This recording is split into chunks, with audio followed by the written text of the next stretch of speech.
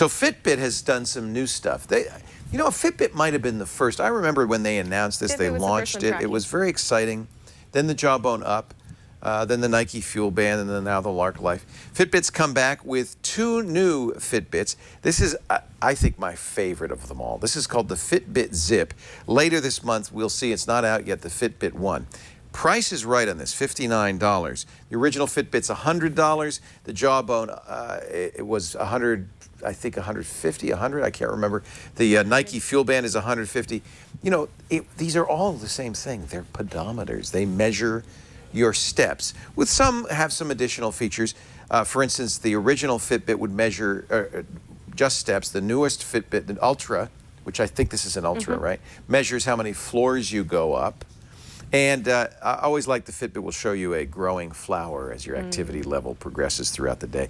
That's really what these are for, is to motivate you. The Fuel Band gives you have a goal, and it gives you a little animation when you get the goal. So this is the Fitbit Zip. Let me show you. First of all, it's very cute, and I like the form factor. It's small. They have 5 different colors. This is the green, but they have black and white and red as well. It's a clip that I think I'll be less likely to use. This goes on your belt, but they do say you could wear it in a bra if you're a girl. And I think the smaller size is going to be a little bit more comfortable in your bra than the larger Fitbit. You don't get the flower anymore. You just get a little face. He's sticking his tongue at me saying, "You're being lazy, get up," and he'll smile at me when I get up. This one does not measure floors. It merely measures steps, and then based on the steps, it projects calories. But it does do something I like a lot. The original Fitbit and the Fitbit Ultra, you have to dock. Well, actually, you dock to charge it, but as you bring it close to the computer, the little docking station will also talk to it. This one uses Bluetooth and Bluetooth 4, low power Bluetooth, and will talk to your iPhone or your iPod Touch. So and because it's got a battery built in, it goes 6 months without charging. So no more docking. You can just wear it, keep it on, and I'll get my head out of the shot there so you can see it. And it syncs up automatically with your Bluetooth phone as you've seen it. Now I've signed into my Fitbit account, so it shows me my calories burned out of my goal, my steps out of my goal. It shows you progress. You can also log your own activities. So if you went on a bike ride, the real problem with all of these devices I've found is that they don't measure things that aren't running or walking. So bicycling, unless you're wearing it on your leg, it's not going to measure. Yes, Ms. Romero, you had a question? Does it track sleep? This one does not. The new Fitbit One will. Okay. And your Fitbit Ultra and the original Fitbit, you could track sleep, but you have to wear in a crazy bracelet. Yeah. The Lark is going to have a bracelet feature as well. No. The answer is no. This is really just tracking activities. And particularly walking. You can show your weight and a graph of your weight. Really what these are all about, and you can compare it with your friends. So Kevin Rose is beating the pants off of me. He's got 28,824 steps. I've got 54. Oh, I'll tell you that, Kevin Rose.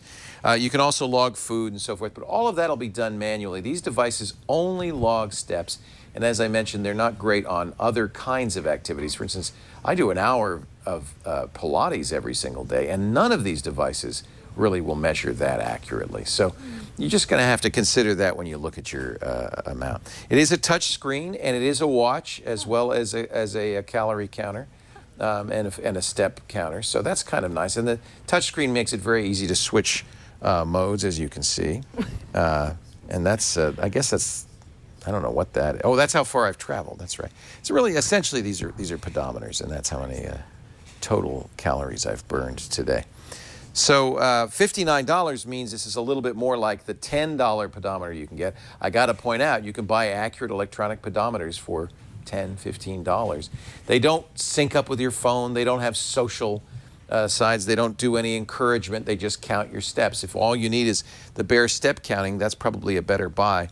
But if you want something cool with some social features, I find these really do motivate me. I really do kind of pay attention. And as I get towards the end of the day, if I haven't reached my goal, I'll make sure I walk a few extra steps, or I'll bicycle, or I'll take the dog for an extra walk, just trying to get to that goal. And that's the kind of thing you really need. That's what these are really good for. There's the colors. You see, you can wear it secretly. They just disappear. Disappears between your breasts. It looks a bit like a starter device. It's only $60. Seems like it's the first one you get. It's your first Fitbit. And you get another one My first Fitbit. It kind of even looks like that. So pros, of course, the price. I think the form factor is great. I'm much less likely to lose this, and I do like the fact that it's got a touch screen. It is easier to sync. You get right to your iPhone. The cons, it doesn't work with anything but an iPhone or iPod Touch. And by the way, 4S or later, 3rd generation or later. So you have to have a modern iOS device for this to work. And the other con is, if all you really need is a pedometer, you can get one a lot less expensively than $59 bucks. Doesn't track all activities. That's another con. It only tracks particularly walking and running. But that's all you expect from any of these devices. The original Fitbit, the Nike Life Band, the Lark, all of these guys really are best at tracking running or walking. So buy. I would say absolutely a buy.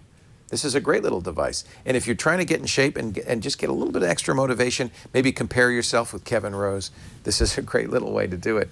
And I think at $59, it really does everything you need, unless you want that sleep tracking, which really adds considerably to the price. I'd stay with the Fitbit Zip. It's great. My first Fitbit.